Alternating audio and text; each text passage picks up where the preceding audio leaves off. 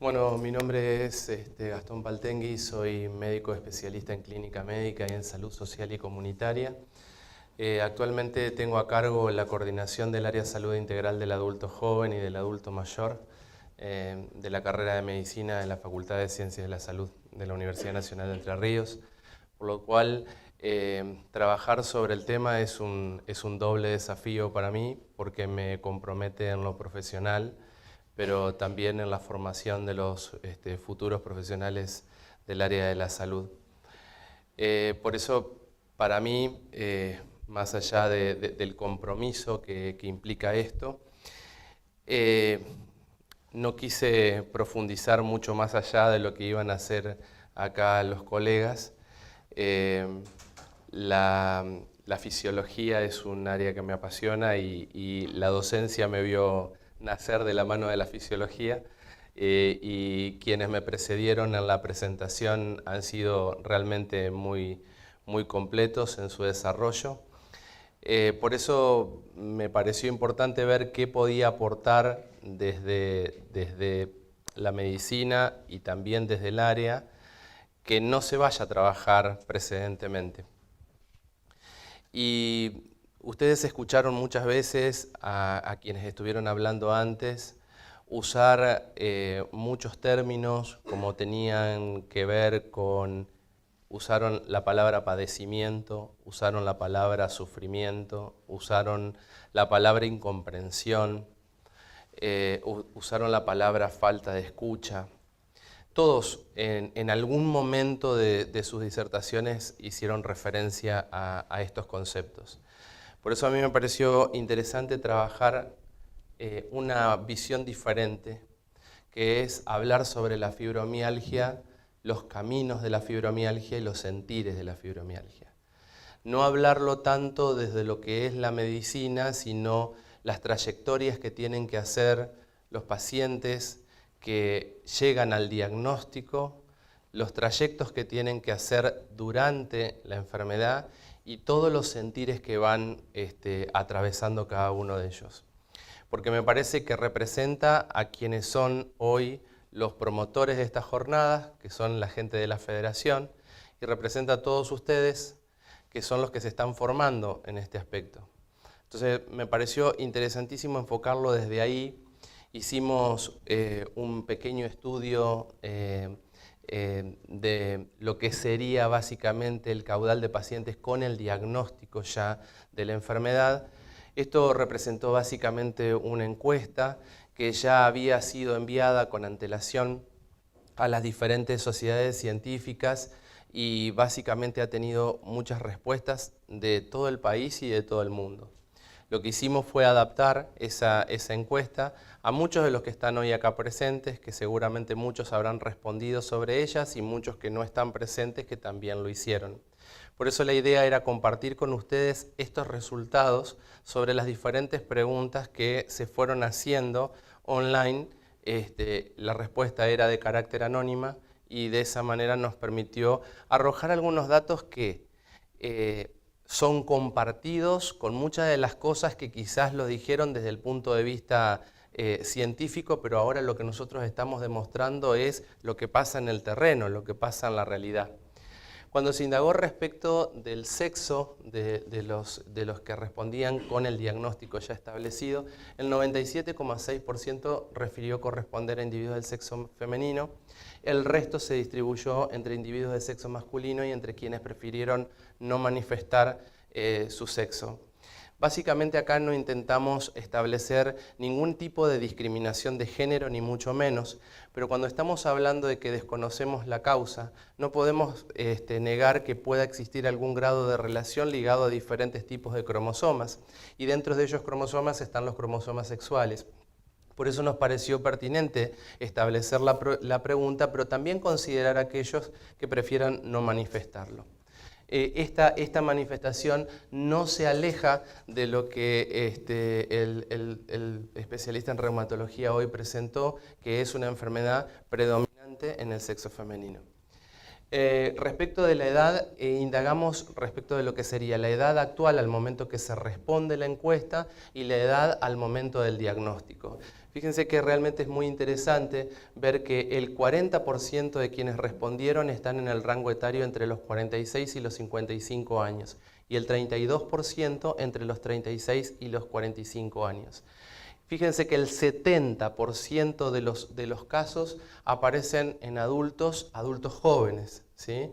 No estamos hablando de adolescentes ni estamos hablando necesariamente de adultos mayores, que también encuentran sus franjas bastante importantes dentro de ellos. Lo que llama poderosamente la atención es la franja que corresponde a las personas que van entre los 15 y los 25 años y que relacionaba puntualmente con lo que hoy se estaba planteando, de que ya se están empezando a establecer diagnósticos a edades un tanto más tempranas. Al momento del diagnóstico, fijémonos que más o menos tenemos la misma relación, 45,9% entre los 36 y los 45 años, casi un 26% entre lo que sería los 26 y los 35 años. La especialidad del profesional que le habló por primera vez de la fibromialgia, pero no necesariamente llegó a arribar al diagnóstico. El 37,6% lo refirió al reumatólogo, el 20% al clínico y el 18,8% a lo que sería el generalista. El perfil del egresado de la Facultad de Ciencias de la Salud de la Universidad Nacional de Entre Ríos apunta a formar profesionales que se muevan dentro de este ámbito, sea dentro del ámbito generalista, dentro del médico de familia, dentro del médico clínico. Fijémonos que entre el generalista y el clínico representan solo el 38,8%. Es decir, que estamos hablando de, sumando dos especialidades, el mismo nivel de la reumatología. Esto respondió un poco a la historia de la enfermedad, que durante muchos años se la dio como una potestad de los reumatólogos, que hoy se lo debaten entre los reumatólogos y los neurólogos, pero en definitiva es tuya, es mía, pero en definitiva no es de nadie. Y quizás la puerta de entrada al sistema de salud de cualquier tipo de paciente termina siendo siempre el médico generalista, el médico de familia, el médico clínico. Si mejoramos las competencias de ustedes para poder identificar la enfermedad mucho más tempranamente, no va a haber necesidad de llegar necesariamente a un especialista que sí lo va a tener que abordar, pero al menos a poder charlarlo. Y esto tiene una importancia fundamental cuando veamos las otras preguntas que van a venir después. La especialidad del profesional que diagnosticó la fibromialgia, el 61,2% lo hizo básicamente con un reumatólogo. Esta es la pregunta que quizás dispara un montón. Porque para poder llegar al reumatólogo que me diagnosticó la enfermedad, la pregunta fue, ¿a cuántos profesionales consultó antes de llegar al reumatólogo? El 27,1% fue entre 4 y 6. El 40% entre 1 y 3. Pero miren esto, el 18,8% fue a 10 o más especialistas antes de llegar a su diagnóstico. Es decir, que hay casi un 20% de pacientes que deambulan por diferentes especialidades sin que nadie haya podido reparar en el diagnóstico de la fibromialgia, que ha tenido que llegar en última instancia al reumatólogo. De eso estamos hablando de poder identificar precozmente, más allá de que quizás no contemos al alcance de la mano con biomarcadores, ni con un montón de otras cuestiones que hasta este punto ni siquiera sé si son excluyentes y necesarias para poder identificar la enfermedad y poder derivarla al especialista que corresponda.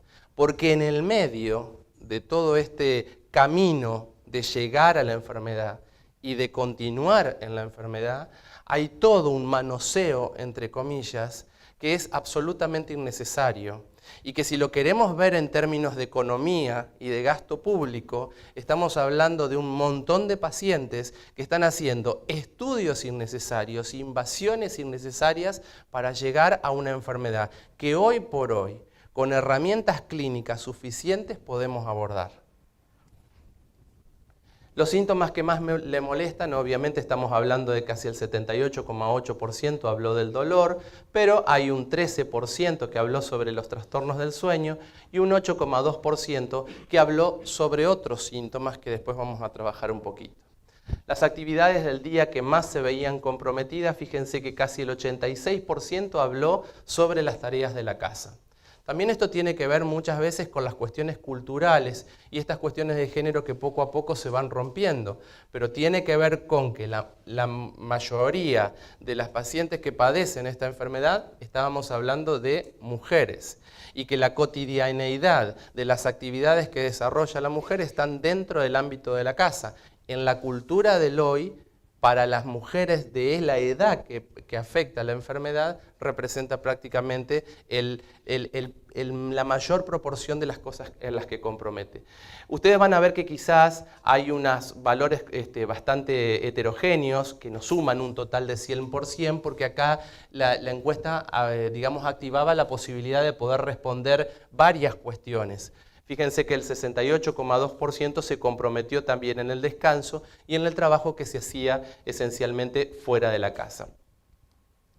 Otras expresiones, porque también permitía la posibilidad de que cada uno pueda expresarse libremente, era que usé palabras textuales de las personas que fueron respondiendo. Era, me cuesta levantarme para empezar el día. Esto va relacionado muchas veces con la rigidez que se produce a nivel nocturno.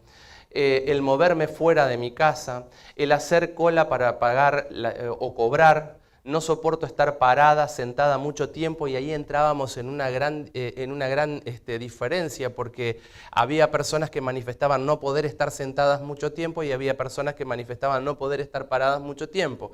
Pero cuando hacíamos el promedio de las manifestaciones, la mayoría referían a las parestesias. Parestesias para ustedes, hormigueos para ustedes, como la herramienta que determinaba el fin de ese estado. Si estoy mucho tiempo sentada, empiezo a tener hormigueos que me obligan a pararme. Si estoy mucho tiempo parada, empiezo a tener hormigueos que me obligan a sentarme. Pero cualquiera de las dos condiciones se limitaba el tiempo de estadía, parada o sentada. El cargar bolsas del supermercado, todo lo que implique tener los brazos levantados, y ahí empezamos a entender por qué las tareas de la casa terminan siendo las más comprometidas, porque para poder tender la ropa, para poder tender la cama, necesitamos alzar los brazos. Muchos explicaron que tener los brazos levantados durante mucho tiempo era otra de las cuestiones que lo comprometían, el subir y bajar escaleras, el hacer fuerza, el tener vida social. Y es importantísimo hablar sobre esto de que me limitan el tener vida social, porque empieza a ser considerada la fibromialgia no solamente como un factor de discapacidad física, no solamente como un factor de discapacidad psíquica, sino también como un factor de discapacidad social. Es decir, yo empiezo a encontrar en el ámbito de mi casa un ámbito donde me encuentro con mayor seguridad que salir afuera, a donde no sé si me voy a poder sentar, si me voy a poder parar, donde no sé si el otro con el que yo me estoy encontrando puede comprender verdaderamente lo que me pasa cuando no me puedo sentar, cuando no me puedo parar, y esas particularidades creo son importantes. Piensen ustedes en el ámbito de estudio. Si ustedes están recibiendo una clase de un profesor y se paran y se sientan y se paran y se sientan, yo lo voy a percibir como desinterés, como incomodidad, como inquietud. Lo voy a pensar desde el lado de que quizás haya una cuestión física en ustedes que les implique permanecer mucho tiempo sentados, y me parece que es importante para poder tenerlo en cuenta. Las actividades cognitivas, hablábamos de leer durante mucho tiempo, usar pantallas durante mucho tiempo, escribir mucho, estudiar. Es un factor de discapacidad, porque no me permite conocer, crecer un poco más allá. Actividades que requieran de concentración, hacer cálculos, manejar dinero. Actividad física. Y hoy lo mencionaron claramente. Hablaron de la importancia de no quedarse quietos, de la recomendación de la actividad física. Y me encantó una frase que usó alguien. Hacer actividad física es necesario, pero torturante. Porque yo sé que lo tengo que hacer, pero muchas veces la actividad física también me despierta dolor. Entonces entramos en un círculo vicioso donde si le hago caso al dolor me tengo que quedar quieta. Pero si me quedo quieta, entro en un círculo vicioso donde no puedo salir de él. Y es importantísimo tratar de romperlo. Por eso me pareció tan interesante esa frase. Necesario, pero torturante. Caminar, y acá entramos exactamente en la misma característica, a muchos les limitaba caminar pocas cuadras, que ya despertaba la claudicación de la marcha. A otros no. Esto aparecía cuando caminaba muchas cuadras.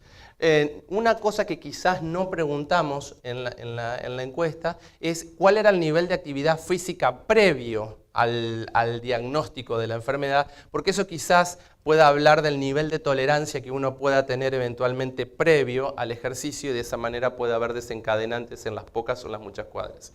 Y obviamente practicar deportes, donde después empezamos a identificar que muchos de los deportes también actúan como un analgésico y ahora lo vamos a analizar un poquito más en detalle. Lo que a mí me llamó poderosamente la atención es que la mayoría de las personas manifestó pocas ganas de vivir. Y es ahí donde yo quiero llegar. Porque cuando hablamos del pocas ganas de vivir, hoy preguntamos, ¿es importante ir al psicólogo?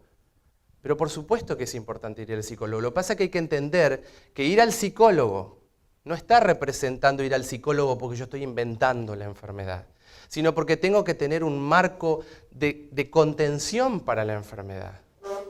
Piensen un ratito, solamente ustedes que están estudiando. Si ustedes tuvieran dolor para levantarse, si tuvieran dolor para caminar, si tuvieran dolor para sentarse, si quisieran estudiar y no pudieran, es absolutamente comprensible muchas veces esta respuesta y la contención que necesitamos para seguir adelante en estas circunstancias es fundamental. Y esto no es evidencia científica que esté respaldada por imágenes, por marcadores, por moléculas. Es el sentir de un grupo de pacientes que tienen la enfermedad. ¿Cuál es el sentir que tienen respecto de nosotros? ¿Cómo pueden pensar que pueden sentir algo respecto de nosotros si hemos pasado por 10 personas antes que no pudieron identificar algo para poder derivarlos al especialista que corresponden? Entonces, empezamos a sentir que acá no están todas mezcladas, hay más barras de las que acá tenemos un grupo de pacientes que manifiesta que el médico sabe de lo que le está hablando, pero la mayoría empieza a hablar que ni fu ni fa. Entiende de qué estamos hablando, de que se trata de una enfermedad, pero en realidad no me comprende. Y empezamos a encontrar que la mayoría de las distribuciones tienen que ver con que no me ofrece alternativas, no me escucha, no me presta atención. Y lo que quiero que presten muchísima atención es que esta escala es la que corresponde a parece que le molesto siempre. Casi el 30% de las personas que respondieron a la encuesta están diciendo que parece que con nuestras manifestaciones, que con sus manifestaciones nos molestan. Tenemos que entender que muchas veces en el sistema de salud los médicos vamos corriendo de un lado para el otro. Probablemente tenga que ver con eso, porque para abordar este tipo de patologías necesitamos de tiempo y estamos en un tiempo donde todos corremos. Es entendible, pero hay cuestiones que tienen que ver con el respeto hacia el otro, no tienen que ver con el tiempo que nosotros dispongamos para una consulta. La emoción que más expresara su sentir, fíjense que el 36% es cansancio, el 35% siente ya indiferencia. Fíjense que solamente un 7% le genera satisfacción. Esto significa yo tengo una enfermedad, pero esto en realidad me motiva para que otros conozcan sobre la enfermedad y organizamos una fe. O sea, la gente que está acá representa un poquitito de la cantidad de gente que no está acá. Porque muchos de los que están acá encontraron en la enfermedad la forma de hacernos entender a todos los que no lo están entendiendo que la enfermedad requiere de una atención especial. Pero hay muchos que no se sienten motivados. Hay muchos que se quedan en la cultura de sus domicilios, limitados, porque el salir les implica un problema. Otras cosas, angustia, ansiedad, decepción, desamparo, faltas de conocimientos de la enfermedad, falta de empatía, frustración, impotencia, incomprensión, incredulidad, pena, rabia. ¿Qué es lo que sienten respecto del tratamiento farmacológico que se les ofrece? El 42% está poco conforme, el 36% está nada conforme, o sea que estaríamos hablando que hay un 78-79% de los pacientes que está o poco o nada conforme con lo que se les ofrece. Y viene a cerrar y a respaldar esto lo que decíamos al principio. Y quizás hoy cuando le preguntaban al doctor, perdón, ¿y esto qué pasa con el tema del aceite de cannabis y todo lo demás? Cuando el doctor decía, no lo podemos recomendar. Es que no podemos hacer, si cada uno está produciendo un aceite diferente, que desde el punto de vista botánico la planta tiene distintos tipos de concentraciones en distintas partes, es decir, no es lo mismo la hoja superior que la hoja inferior, no es lo mismo el tallo que el brote, no es lo mismo. Entonces cada uno hace su propio aceite de cannabis, no todos tienen la misma concentración de principios esenciales, por lo tanto no podemos hacer un trabajo de investigación científica serio que diga esto sirve o no sirve. Desde el punto de vista profesional, no se puede recomendar, eso no implica que no haya una eficacia. Y para eso entramos en las terapias a las que cada uno recurrió. Yo les aseguro que yo tuve que entrar a indagar de qué se trataban muchas de las terapias que muchos refirieron. El 51,8% habló de otras que no eran las que se les habían ofrecido. El aceite de cannabis en el 44,7% hoy está como de moda, pero hay un montón de alternativas, la acupuntura, aromaterapia, biodecodificación, control mental, flores de Bach. Lo único que nadie usa es consumir gorgojos. Pero la hipnosis, el kefir, que es como un hongo que se va replicando, musicoterapia, reflexología, reiki, yoga, otras. Esto está dentro de lo que es aceptable. Pero miren esto. Aquagym, natación, tiene lógica, vamos desde disminuir el peso en el agua y esto implica producir una mayor alternativa. Apiterapia. La apiterapia es una terapia que está hecha en base a productos de colmena. Miel, jalea real, ASMR. ASMR es una terapia de relajación online. O sea, yo pongo como un videíto donde hay del otro lado una persona que hace sonidos y a través de esos sonidos yo logro la relajación para conciliar una de las amenazas que me implica, que es el no poder conciliar el sueño adecuadamente. Ayuda espiritual. No es cuestionable si entendemos que salud es cuerpo, mente y espíritu y si queremos mantener un equilibrio adecuado tenemos que tener buena salud corporal, mental y espiritual. Esto referido desde lo que era en lo espiritual el yoga, el reiki, el control mental, hasta consultar con el pastor o el sacerdote que le hace de guía espiritual. También. Caminatas a muy bajo ritmo, cremas analgésicas, electroacupuntura, es como una variante de la acupuntura tradicional donde a través de 2 agujas se hacen descargas que van pasando de un lado al otro, descargas eléctricas puntualmente. La estimulación magnética transcraneal, que implica básicamente la aplicación de unos electrodos a través del... estoy canchero porque leía todo eso, unos electrodos que se aplican a través del cráneo y emite ondas electromagnéticas que van a ir estimulando digamos, lo que es el metabolismo neuronal, grupos de autoayuda, fisioterapia, fútbol, hidroterapia, homeopatía, Cambó. El Cambó es un producto de secreción de las glándulas de la piel de una rana amazónica, que tiene una gran potencia analgésica. Se hacen como pequeñas incisiones en la piel y se inyecta como que si fuera una vacuna. Ustedes se ríen, pero la desesperación del dolor lleva a cualquier cosa. Entonces no sé si a mí me importa si el médico puede respaldar científicamente el efecto analgésico. ¿Ven cómo tenemos visiones diferentes? Yo necesito que a mí el dolor se me calme, que me permita hacer las cosas de todos los días, que me permita colgar la ropa, que me permita tender las camas. Estamos hablando de las cosas de todos los días, no estamos hablando de cosas mucho más complejas. Magnetoterapia, masajes terapéuticos, medicina biomolecular, meditación, neuromodulación, osteopatía, ozonoterapia, pilates, psicoterapia, quiropraxia, tai chi chuan, terapia del sueño, terapia ocupacional, terapia termal. ¿Se dan cuenta? Había más de otros que de aquellos que podíamos demostrar u ofrecer desde el punto de vista médico. ¿Cuál es la expresión con la que usted identificaría mejor su problemática? El 50,6% lo relacionó con el sufrimiento. Es decir, que no estamos hablando de una enfermedad que provoca dolor. El dolor lo podemos definir. Mejor o peor lo podemos medir.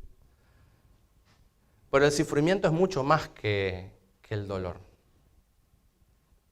Y al sufrimiento lo tenemos que acompañar.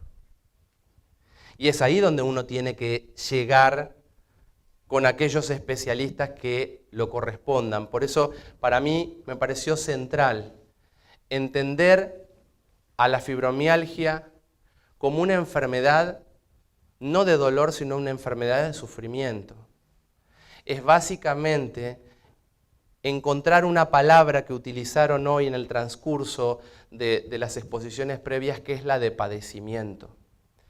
Hay muchas personas que tienen hipertensión y sobrellevan su hipertensión, que tienen diabetes y sobrellevan su diabetes. La fibromialgia es como muchas enfermedades reumáticas, además quizás no también tan identificadas como esta, que lo que hacen es generar en el paciente la percepción de que yo estoy padeciendo una enfermedad. Y esto es importantísimo que lo podamos entender, porque yo sé que probablemente hoy no haya cuestiones objetivas que podamos ofrecerles a la comunidad de las personas que tienen la enfermedad. Pero si a eso le sumamos el maltrato, la falta de respeto, la poca consideración y la falta de identificación de la enfermedad, cuando podemos llegar a aquellos que sí saben cómo poder encaminarla, estamos haciendo un mix que genera que estas respuestas hayan sido estas características. Es innecesario que haya una persona buscando una rana en el Amazonas para tratar de calmar el dolor, porque ni siquiera sabemos si eso también tiene un respaldo científico, con todo lo que eso implica desde el punto de vista profesional o desde el punto de vista médico. Muchas gracias.